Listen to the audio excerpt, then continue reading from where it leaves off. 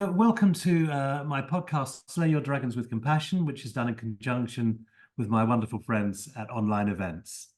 And this has been a series of podcasts that I've been doing, interviewing people who have a story to tell, people who've come through some sort of adversity and found a route through. And I've had some amazingly interesting characters on here. Some are well known, some are not so well known.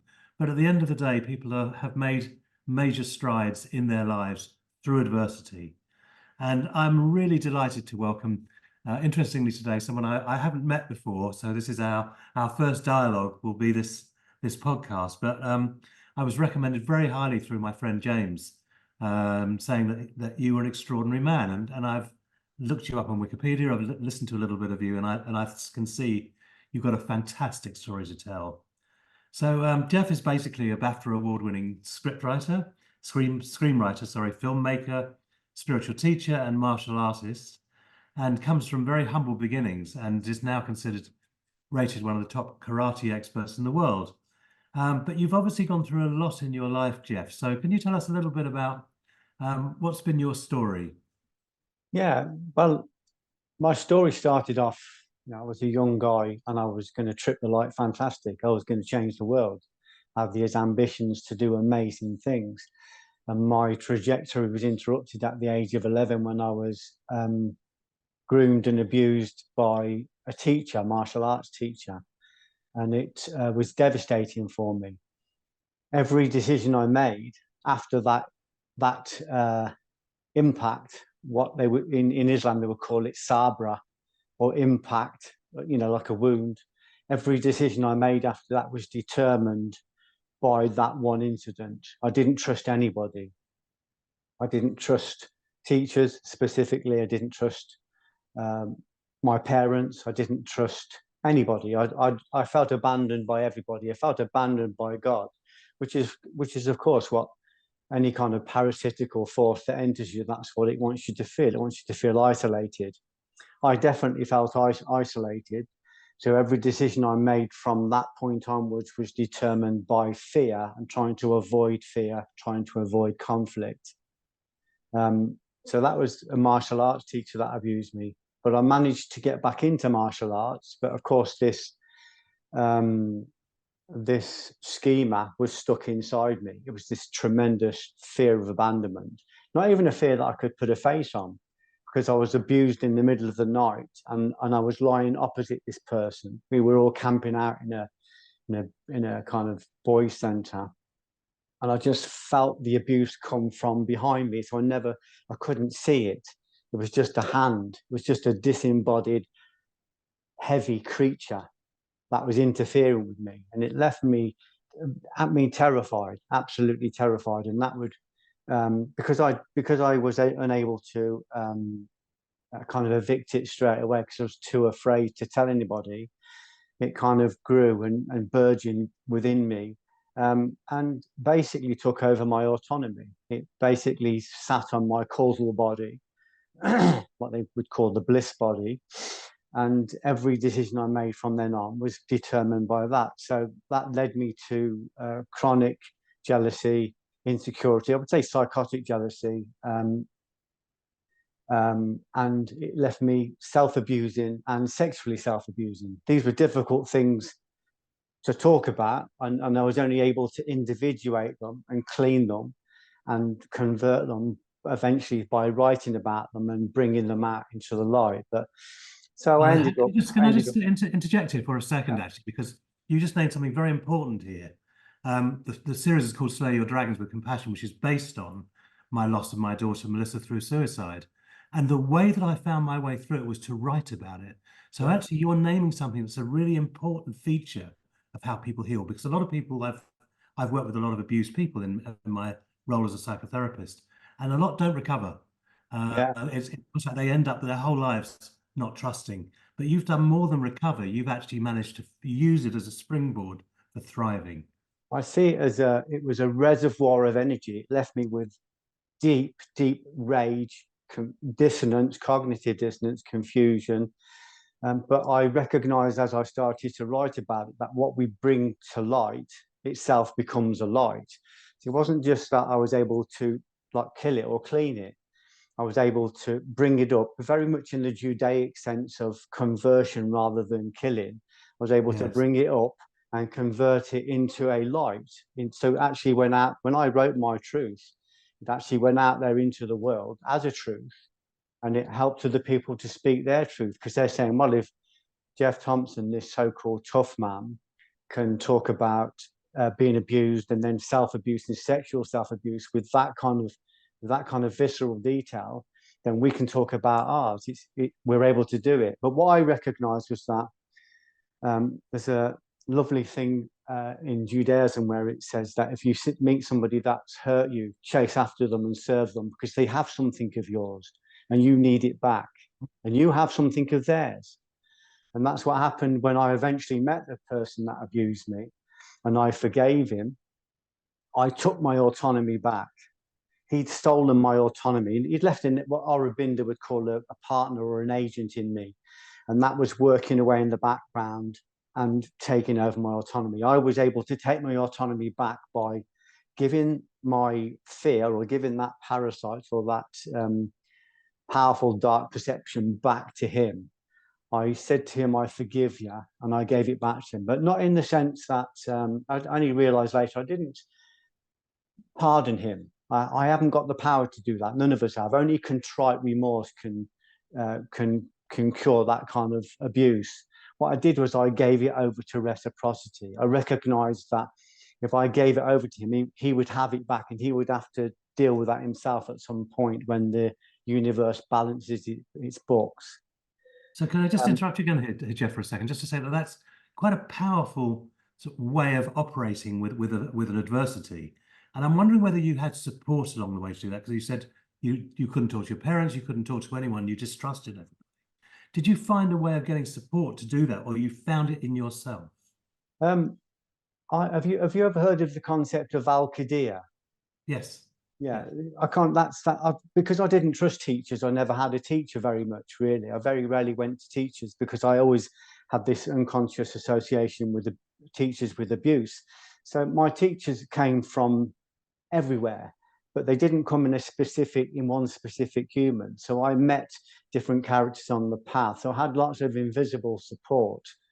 I'll tell you what the turning point for me was. The abuse left me suffering with depression, debilitating depressions, lonely depressions, where I'd wake at 4 a.m. in a cold sweat, my wife in bed, my children in the other room, and thinking it's going to be a long day. It's going to be a long day, and desperate, absolutely desperate for help, but quietly knowing the doctor can't help me, because he doesn't understand. He just really understands medicine.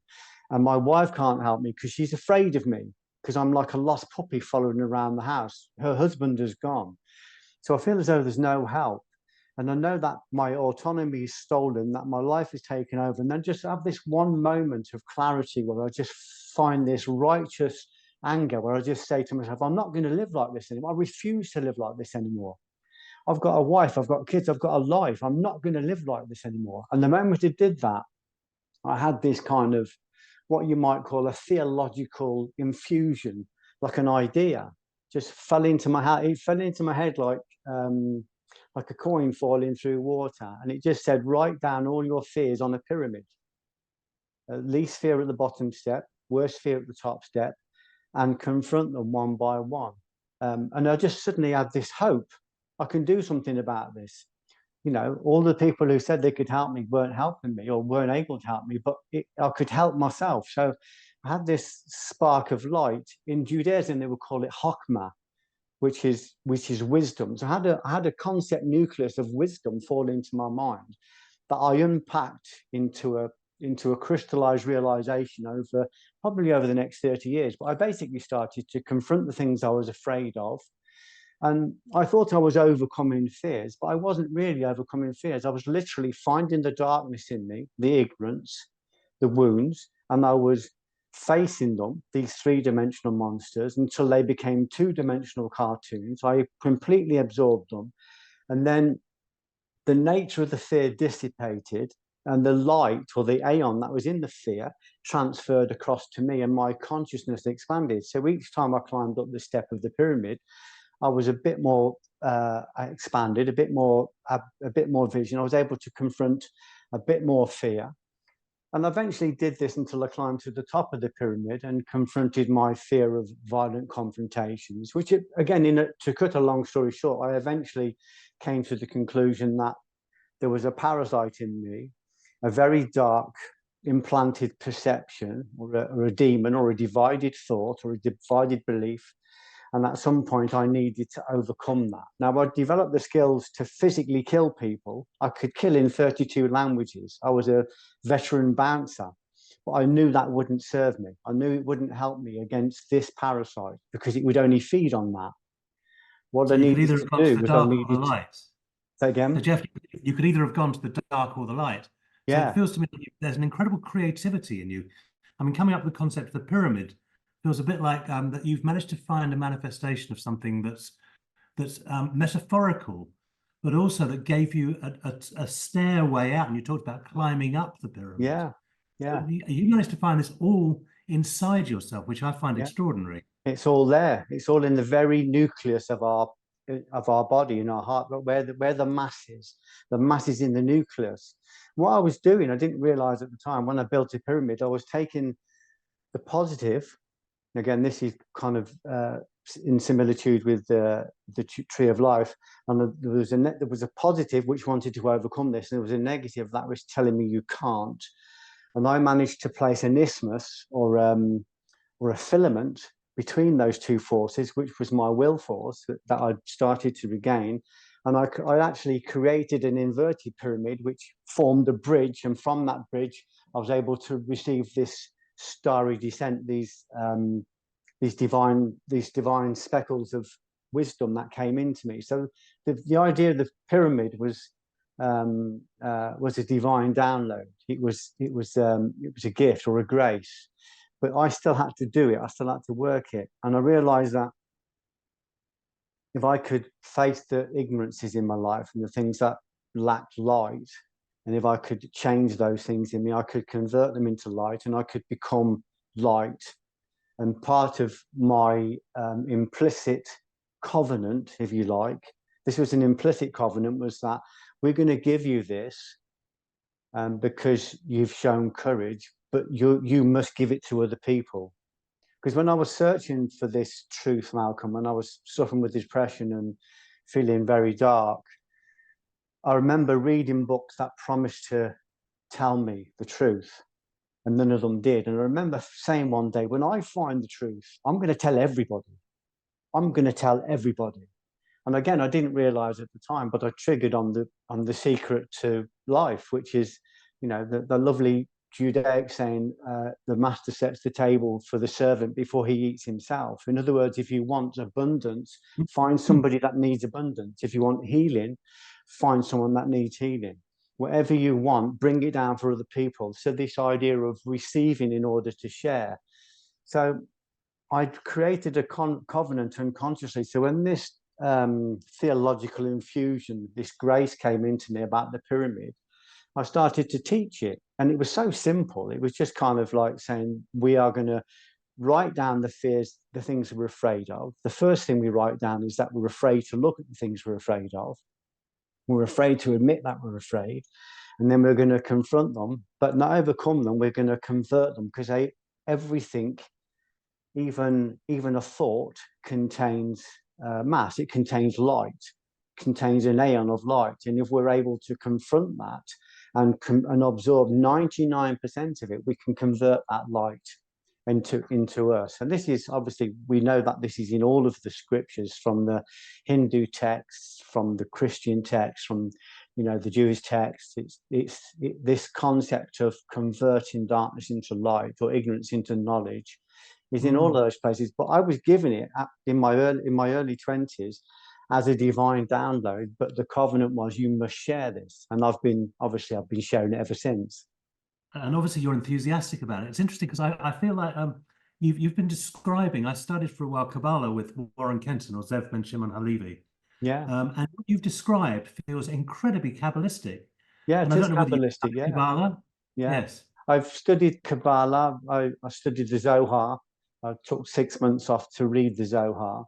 And I Wow. did 72 pages of notes that I was able to eventually reduce down by doing notes on the notes on the notes. Because as you know, the Zohar, which is kind of an exegesis of the Torah, it's kind of the deeper aspect of Kabbalah. I was able to reduce it. It's kind of very quantum. When you go into it, you don't expect to understand it, but it knows you. You go into the Zohar and it goes, oh, this is Geoff. This is where he is. This is what he wants to do. This is the pace he can work at. So it was like I was surrounded by this plethora of divine teachers who taught me through the Zohar. So I would go through, and just certain words in certain places, random and not connected, would speak to me. I'd write them down. So I had 70 pages of notes. And then I did notes on the notes, and I was able to reduce it to one word. One word, light. Light. And of course, that was a concept nucleus itself. That was something that contained all of the knowledge of all of the worlds. That was a Hakma. Yeah, exactly. So you said it's they can see the pace you can go at. Yeah. What I'm hearing is you've got incredible energy to actually take it, run with it, and really make it yours this lifetime. That's what I'm hearing. It seemed to me that there was, like when they talk about the parable of talents, each receives according to their ability. It was saying to me, you can increase your ability by doing the work, as Gurdjieff would said. Are you doing the work? So if I did the work, if I sat down, and believe me, when I sat down with the Zohar, I was going through a particularly difficult regeneration. And it was only my ability to sit in the center that kept me in it. But every single time, every day I read the Zohar, every line in every page for 6 months felt like torture. It felt like a divine chemotherapy session. It felt like an antibody was going into me and rooting out any negatives that were still in me. So it took tremendous will force to sit and just study that. Knowing that it was cleansing me, but it was also building something in me as well. I could feel as though it was building a new body in me. So when I reduced it to light, I recognized that that was a concept nucleus, and that I could also work on that and unfold that and get a greater understanding of what that was. Obviously, light, I just translate that as love. And I always say to people, it's just really about love. And I'm aware when I say that they think I've gone socks and sandals, that it's like a soft solution to the hard problem of consciousness. But as Rumi says, love is not a subtle argument. The door there is devastation. That's beautiful. That's beautiful. I really love that. Say that again. I just really like that. So love is not a subtle argument. The door there is devastation. In order to access love, which is God, in order to return to love or repent to love or repair to love or find refuge in love, we have to devastate everything in us that is not love. Everything.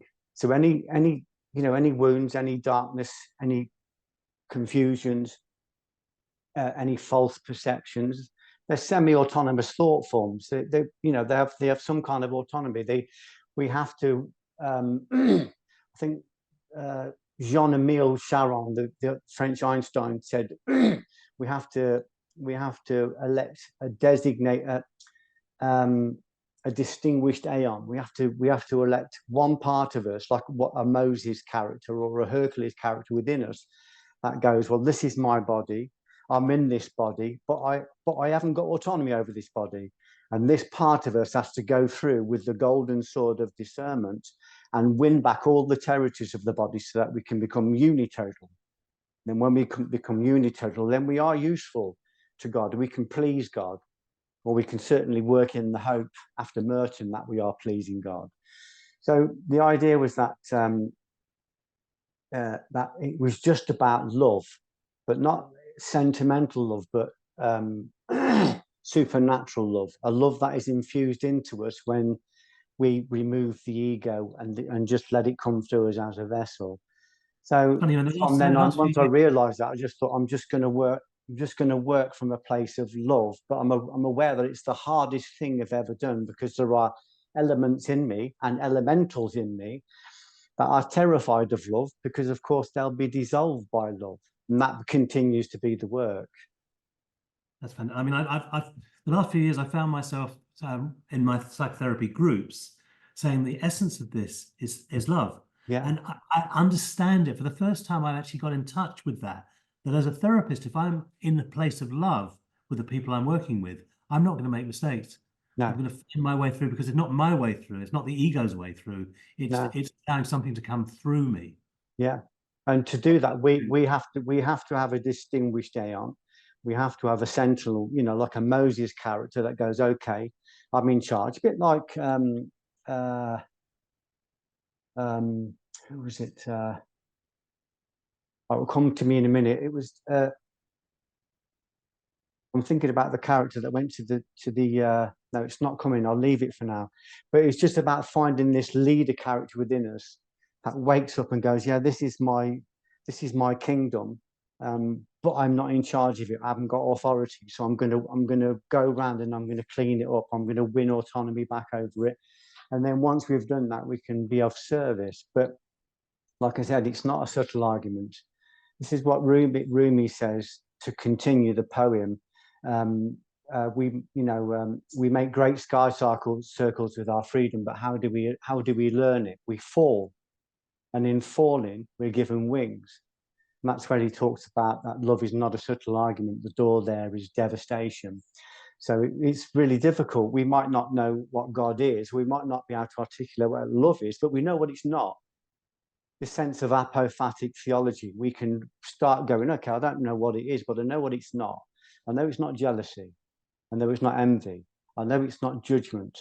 I know it's not unkindness. So what I will do is I will, from this concept of Buddhism, I'm gonna work on dependent arising. Whatever rises and isn't whole, isn't sanctified, I am not going to engage it.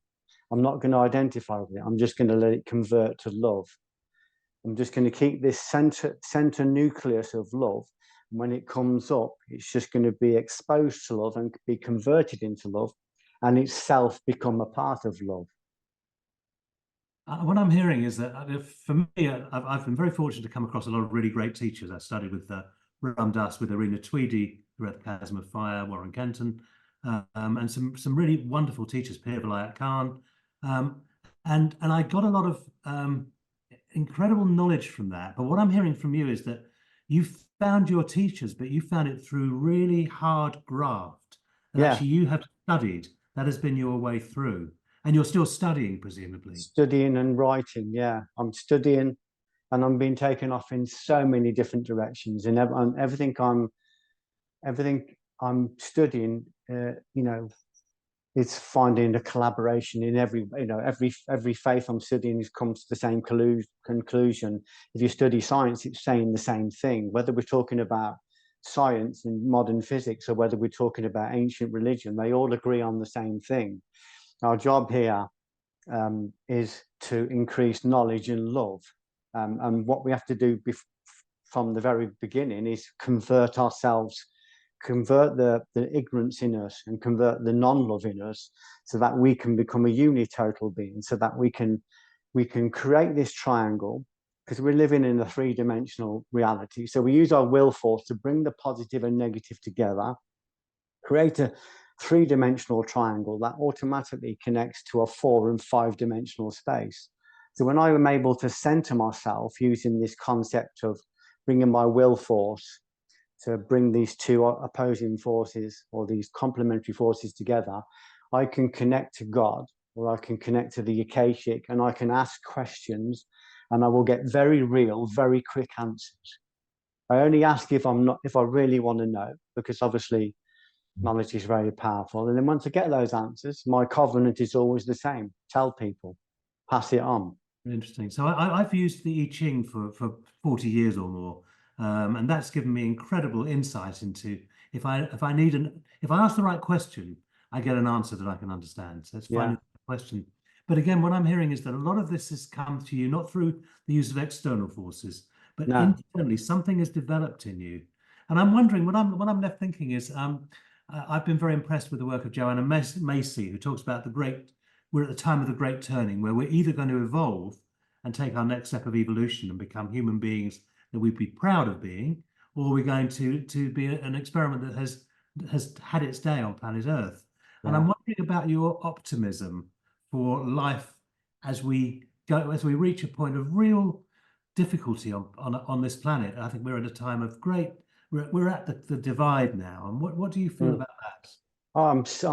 I'm not even optimistic. I'm excited. I'm a bit frightened by the amount of knowledge I receive. I'm having to live my life in constant prayer just to cope with the energy that I'm getting. Science will tell you that, and religion will tell you the same, that the world is a cognitive projection. So we have this idea that we need to change the world, but which world? There are 8.1 billion versions of it. Our job is to change our world. If we're trying to fix the world at the level of the screen, we're never going to fix it. We've got to come back to the projector. We've got to look at the film. We've got to look at the cognitions, the perceptions, the precepts, the concepts, the beliefs, and so we got to go to a higher level of perception. So we change our world. When we change our world, the world itself changes. It feels as though that's not possible, but that's exactly what science is saying. It's saying that the world as you see it is an illusion. Not that it's not there, but you're not seeing it correctly. Everybody's trying to change somebody over there, but we just need to change us, and to change us, we need to work from love, only from love. But love is not a subtle argument. And are you, so obviously you're out there doing your thing, you've given TED Talks, you've written some wonderful scripts, you're out there sort of giving your bit to the world. Have you taken on students where you're actually educating people into doing what you're doing? Well, I caused so much damage because I'd got this parasite in me, and I spent quite a lot of years being violent and living unkindly.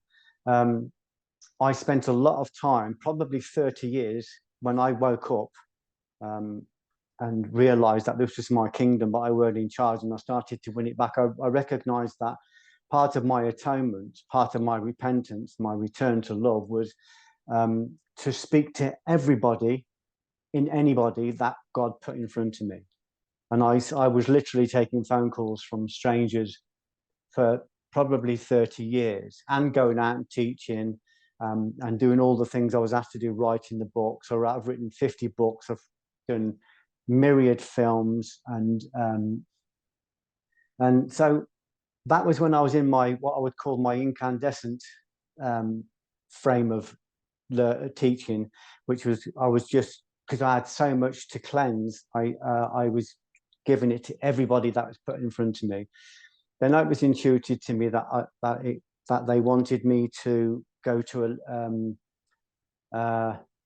a more directional form of teaching or a more directional form of service. So rather than talking to everybody, some of them who were ready and some of them weren't, it was saying we want you to work directionally. So like if you look at an incandescent light bulb, it loses 90% of its light to heat. That's what I was doing.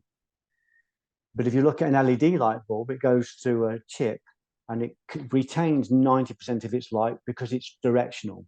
So God was saying to me, we want you to work directionally. And it's not difficult because the Holy Spirit, the advocate, will tell you where to work, when to work, how long to work, who to say yes to, who to say no to, when to push, when to yield.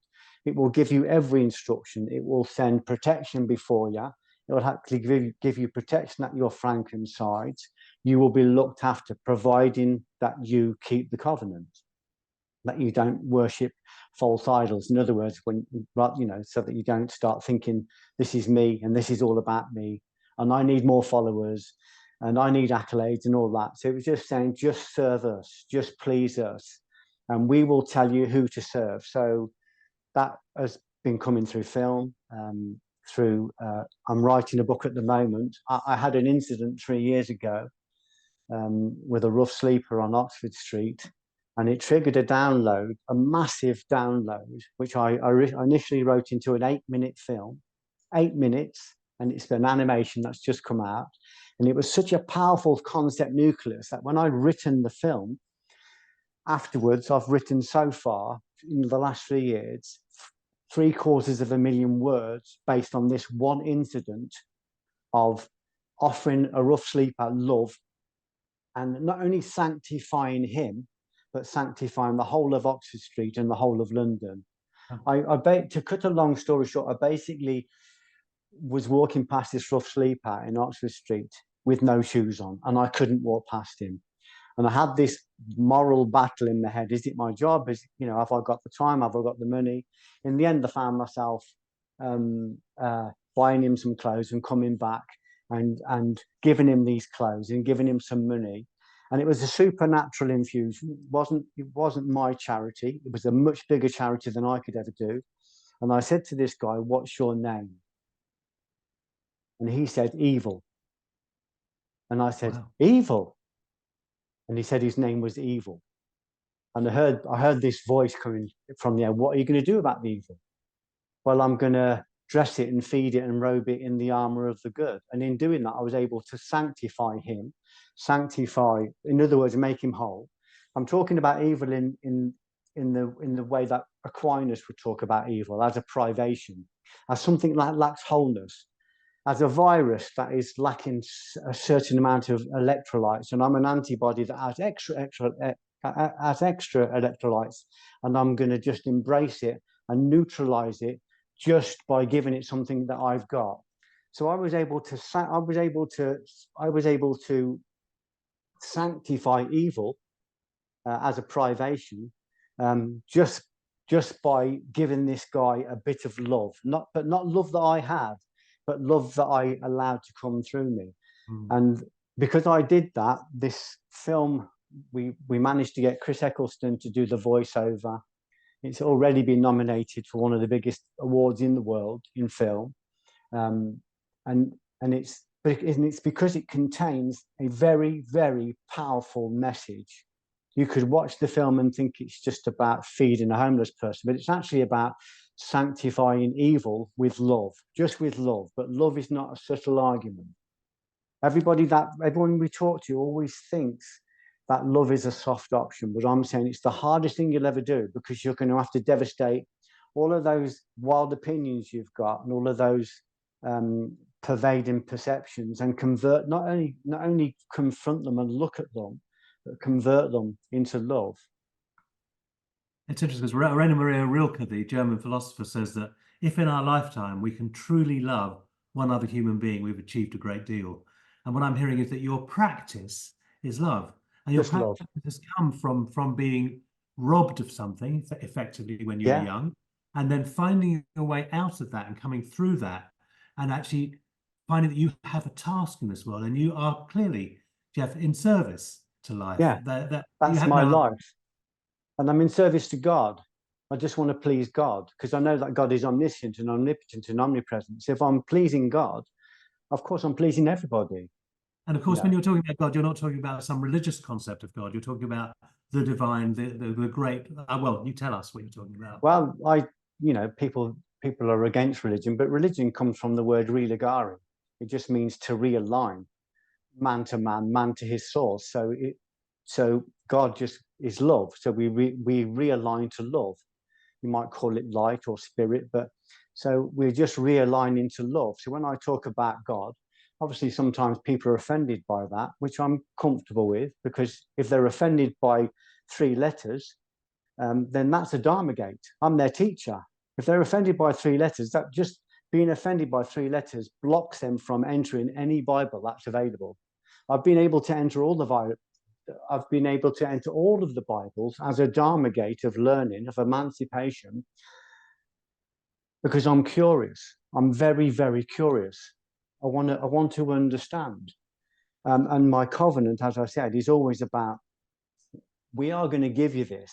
We're going to show you this, and it's going to unfold over 30 or 40 or 50 years. And your part of the covenant is that you just have to keep it moving. Like the lovely water wheel by Rumi, when he says, the water wheel receives the water and turns and gives it all away, weeping. That's the only way it stays in the garden. So it's saying you will receive this abundance, but you must receive it, and you must conserve it, and you must process and train it, and then you must deliver it into the world. But not just deliver it, Malcolm, deliver it where we ask you to deliver it. He's not asking me to go and, knock on doors and talk to 10,000 or 1,000,000 people. If he asks me to do that, I'll do it. What he's asking me to do is just to deliver it with the people he puts in front of me. And that might be a rough sleeper on Oxford Street has just given me 750,000 beautiful words that come from every different faith, even from science, which itself is a religion, because it's constantly trying to align to a singularity, to one single place, which of course it does. Well, I'm really happy to hear your passion and your clear, direct experience of something beyond your individual body and being. Oh, so many. Did I ever tell you I got told off by Irene Tweedy? No, you didn't tell me that. She appeared to me in a Coventry cafe and told me off. And I know this is a little bit out there, but I was reading Daughter of Fire because I love Irene Tweedy. I'm going to use the word envious because I am actually envious that you met her and trained her. I would love to have met her, when she was alive. But I was reading her book. This was many years ago. And at the time, I was making the mistake of, I was so eager, I was trying to read everything quickly. I've been a voracious reader. And I was reading the book and I was rushing it. And I found myself trying to skip through because it's a big book. And I was trying to skip through to the good bits. That was my ego was taking over. And I could feel the effects of it in my body. I could feel it on my endocrine system. I could feel it. It made my sympathetic nervous system trigger. Anyway, I'm in a cafe in Coventry. And I'm queuing up for a cup of tea. And in front of me, there's this little old lady, and she's dawdling a little bit. And I just try to gently squeeze past her. And she grabs me. She literally grabs my arm. And I'm not kidding, Malcolm. The room disappeared. It was just me and this old lady. She said, "You are rushing me.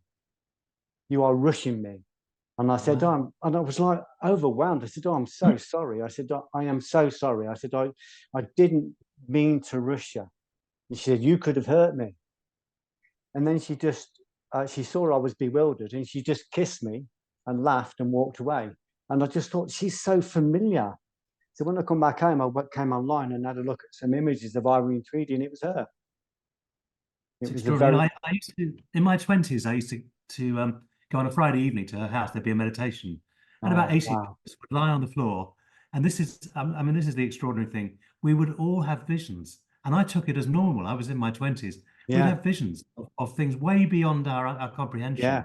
There was this little old lady making tea and wandering around and chatting to people, and she'd sometimes chat to people over on the other side of the room, and the voice would come, boom, and you'd know that those words were meant for you as well. Meant for you, yeah.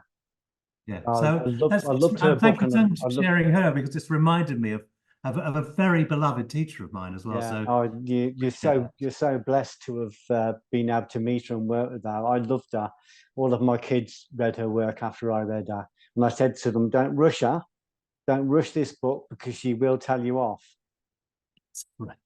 So we're coming to the end of our podcast. It's been a joy really hanging out with you, Geoff, and I really, really appreciate you coming on, not knowing anything about me. Well, you've read a little bit now, but actually you've come on and you've just done your thing here. But I just want to ask you the question I'm asking most people at the end of the podcast is, what is the particular dragon you've had to slay in order to become who you are? I think there's a sense with all of us. There's certainly a sense with me. There was a sense with me, particularly when I was younger, especially because of my my cultural upbringing. Was that you're just not good enough? That this is, that other people can do this, but that you can't. And I was always afraid of coming across as being pretentious. I was afraid of middle-class professionals. Middle-class professionals basically ran my life when I was a working-class kid. They were our doctors, they were our solicitors, they were the policemen, they're the magistrates. We were terrified of middle-class professionals. So that was the first big dragon that I had to slay. Actually, because I ended up working in theatre and film, and ended up mentoring lots of business people and professionals, and realised that that was just an idea that I'd got. and I was able to convert that to light. I would say my biggest dragon now, and I'm still working on, is this fear of being a city on a hill. This fear of being, obviously our only protection is when we are actually in service. It's one of the things that Jesus said to Thomas when he said, "What's the sign of the Father in you?" And he said, "Movement and repose." And they're both the same, really, that when we're in movement, we are in repose. And our anxiety is only there when we're not studying, when we're not, when we're not doing the work, when we're not serving, when we're not following the commandments. So although I know the safety is by being a city on a hill, because nothing can approach a light and not be converted by it, but I still have that fear of being a city on a hill. I have that fear that God is going to ask too much of me. And that's something I'm still working on. I'm working on it every day. It's not like it used to be, because I'm understanding more and more as I go. But that continues to be something that I'm working on. Lovely, that's great. Thank you so much for being with us today. I really appreciate it, Geoff, and it's Thank you.